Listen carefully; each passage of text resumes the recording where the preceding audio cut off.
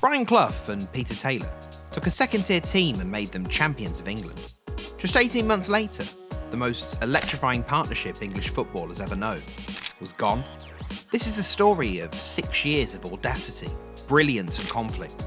How Derby County defied the odds to conquer the giants of English football, and why their architects walked away from the empire that they built.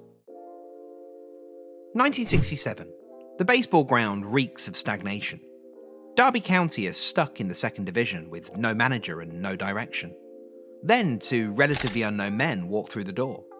Brian Clough, fiercely confident, silver-tongued. Peter Taylor, quiet, astute, utterly trusted. They'd just finished 8th with 4th Division Hartlepool United. It was a massive step up. But Chairman Sam Longson had heard the whispers from the lower leagues. Clough's blistering ambition, Taylor's uncanny eye for talent. On the recommendation of former player Len Shackleton, he took the gamble, and it was one that would redefine Derby County forever. Clough and Taylor inherited some solid professionals.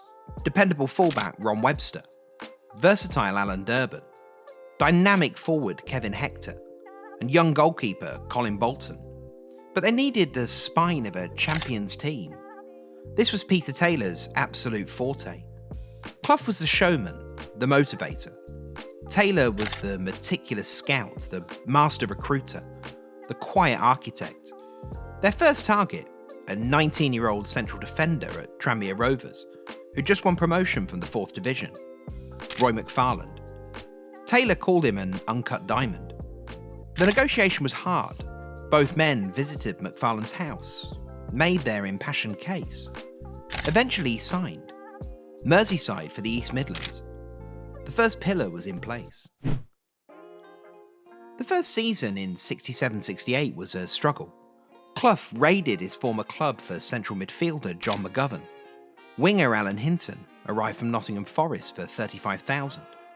Tough centre-forward John O'Hare came from Sunderland for $20,000. They boasted the second best goals record in the league, but keeping goals out proved difficult. Derby finished 18th, a place lower than the year before. But an identity was forming. Fast, attacking football, even if the defence was a little porous. Clough and Taylor knew they needed ruthlessness. Players and staff departed and they rebuilt again. Then Taylor pulled a rabbit out of the hat. Dave Mackay, a central defender and serial winner. He arrived from Tottenham in 1968, a veteran approaching his mid-30s. But his signing was the final piece of the jigsaw. He brought instant, uncompromising class and a winner's mentality. The on-field general who would implement Clough's demands. Mackay brought the best out of everyone. He formed a colossal partnership with young Roy McFarland, improving his game exceptionally. His defensive displays gave the attacking players the freedom they needed to thrive. The title never looked in doubt. Derby romped to the top of the second division in 68-69, losing only 5 games in the process. They finished 7 points ahead of second place Crystal Palace. And the challenge now was massive. Sustain their momentum and kick on in the top flight. They did it comfortably. Just 2 years before they were struggling in the division below. And now they mixed it with the big boys and held their own, starting the 69-70 season in blistering form. Despite a rocky spell, Clough and Taylor identified another weak spot. They needed a dynamic holding midfielder who could pass and chip in with goals, dominate the centre of the park. And Taylor presented Archie Gemmell. Gemmell was playing for Preston North End in the second division, but he was streets ahead of his teammates. At 22, he fitted the criteria perfectly. The problem was that Everton, the league leaders at the time, were hot on his heels, and it looked like they'd get their man. But Clough worked his magic. He famously threatened to sleep in his car overnight outside the house, until Gemmell's wife invited him in to stay the night.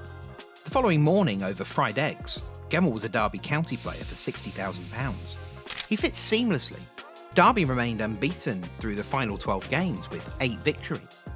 In their first season back in the top flight, the Rams had finished 4th, above Liverpool, Manchester United, Manchester City and Tottenham Hotspur. Derby were riding the crest of a wave. The following season was a step back. The dreaded second season syndrome hit. Derby couldn't rediscover their scintillating form and finished ninth. Expectations had been set so high that this felt like a failure. They did win the inaugural Watney Cup, beating Manchester United 4-1 in the final. A fleeting piece of silverware, and a minor distraction from league disappointment. By the end of the season, Derby waved a reluctant goodbye to one of its most influential figures. Dave Mackay, aged 36, departed to manage Swindon. Mackay's departure meant an opening in defence. Bolton was now number 1. Webster, McFarlane and Robson picked themselves. But they desperately needed a new top-class centre-half. The name on Clough's lips was Colin Todd, the outstanding Sunderland defender. Clough had told the press that the club couldn't afford him, but Clough never did things by half. That afternoon, the Rams boss sent a curt telegram to owner Longson. Todd's signing was done. The fee? A British record of £175,000 for a defender. The boardroom reaction wasn't joy, it was fury. Huge strain erupted between manager and chairman. The seeds of future conflict were sown. But Clough had his man. He knew his ability, having coached him in Sunderland's youth team. Todd slotted in alongside McFarlane at the heart of the defence. The final crucial piece. The jigsaw was complete. Heading into the 71-72 season, Derby's first 11 picked itself. A team forged by Taylor's eye, tempered by Clough's will. Colin Bolton in goal, Ron Webster and John Robson at fullback, McFarland and Todd forming the league's most elegant central defence. Archie Gemmell, Alan Durban and John McGovern providing the engine room. And the attacking threat of Alan Hinton and John O'Hare and Kevin Hector. They started brilliantly, remaining unbeaten in their opening 12 league games. A League Cup exit followed, but the league form remained impressive. Their first defeat came in October against Manchester United at Old Trafford. They responded with 3 consecutive wins, knocking off reigning champions Arsenal, local rivals Nottingham Forest, and Crystal Palace. They hit a rocky spell over the festive period, losing to Liverpool and Leeds United, but key home victories over Manchester City and Everton set them back on course. The home form was a shining light. At the turn of the new year, the Rams were in excellent position. They lost only once in 13 games. Chelsea, Southampton and Coventry City were put to the sword. Everyone was pitching in with goals. The forward line tormented defences. Behind them, Gemmell and Durban were masterful. Todd and McFarlane created an understanding immediately. The excitement around the baseball ground was palpable. Fans queued around the block for hours. Match of the day cameras regularly showed Derby fixtures. The players were delivering the manager's vision. Fast, attacking, free-flowing football, but now, crucially, solid at the back. The defence kept a remarkable 22 clean sheets throughout the season. The Rams were box office, especially with the charismatic Clough at the helm. After Arsenal knocked Derby out of the FA Cup, they could fully focus on the league. By the start of April, with the campaign entering the brutal business end, Derby took a giant step forward. They beat title rivals Leeds at home 2-0. O'Hare scored the first, and an own goal from Leeds defender Norman Hunter sealed the points. The baseball ground was rocking. After the high of beating Don Revie's Leeds United, came the disappointment of losing their first and only home league game of the season to Newcastle. A goalless draw against West Bromwich Albion followed, and the pressure was mounting. Just 4 league games remained. They blew away Sheffield United 4-0 at Bramall Lane. Bottom of the table Huddersfield were next. Goals from McFarland, Hector and O'Hare ensured a comfortable 3-0 victory. Just 2 games remaining. First up, a trip to Main Road to take on Malcolm Allison's Manchester City. Such were the times individual seasons didn't finish in synchronisation. City knew they couldn't win the title, but it didn't stop them. They beat Derby 2-0. Rodney Marsh and Franny Lee scored the goals that saw City rise above Derby into top spot. With Leeds and Liverpool both winning, Derby had dropped to third. Attention turned instantly to the Texaco Cup final. Goals from Alan Hinton and Roger Davis secured the win, their first piece of silverware that season, and they didn't want it to be their last. But controversy followed. The day after lifting the Texaco Cup, Clough and Taylor tendered their resignation to the board. Desperate talks took place between Chairman Longson, Clough and Taylor. More money was offered, and both were eventually convinced to stay. They had to see the job through. One last gargantuan challenge remained, hosting second-place Liverpool at the baseball ground. A win would take Derby back to the summit, and defeat would surely end their hopes. Their fate was in their own hands, but with both Liverpool and Leeds having an extra game to play, the odds were firmly stacked against them. The highest league crowd of the season, 39,000, packed into Derby's home ground.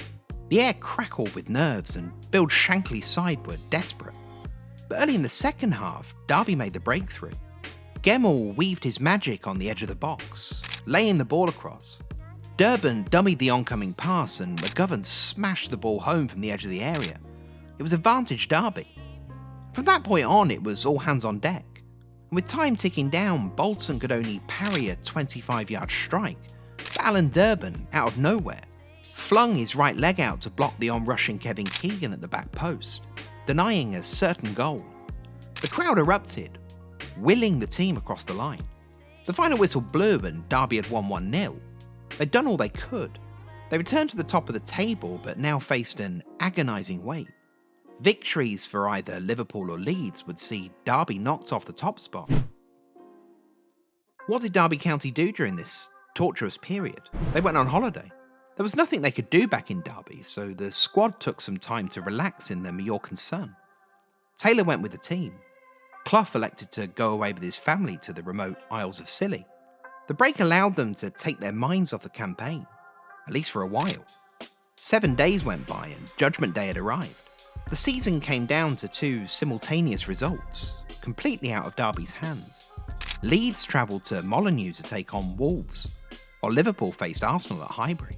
Leeds only needed a draw to be crowned champions, but Liverpool needed a win. The players in Mallorca were glued to their shortwave radio for updates. Clough, isolated with his family, received telegrams. Leeds started on the back foot.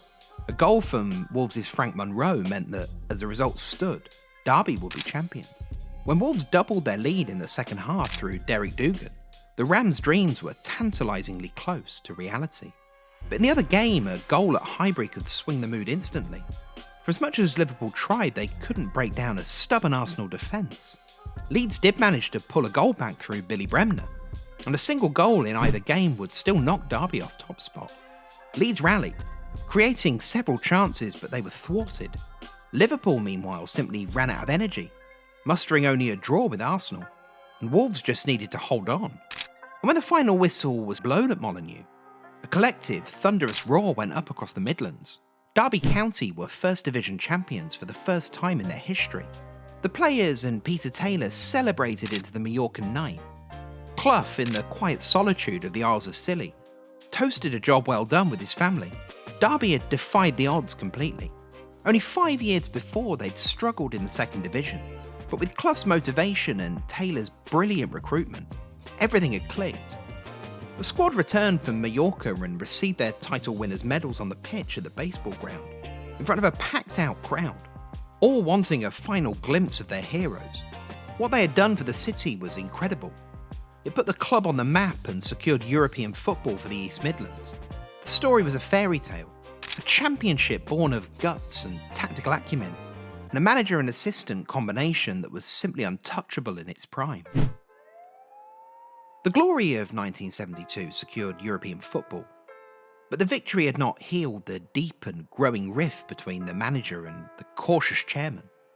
The conflict, first sparked by the record signing of Colin Todd, grew toxic during the 73-74 season. Chairman Sam Longson was determined to curb Clough's rebellious public persona. In October 73, Longson called a board meeting seeking the sackings of both Clough and Taylor, but failed to secure the necessary support. The preceding week had seen Longson issue draconian demands. Clough was to stop writing newspaper columns and making provocative TV appearances. The tension boiled over 2 days later following a hard-fought 1-0 win against Manchester United.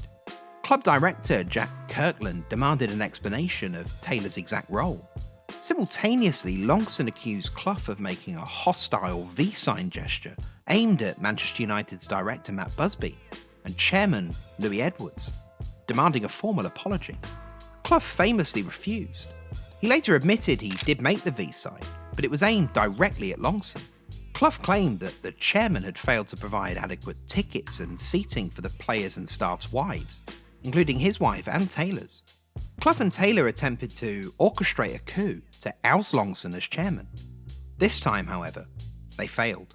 The club's hierarchy was fractured but stable enough to resist.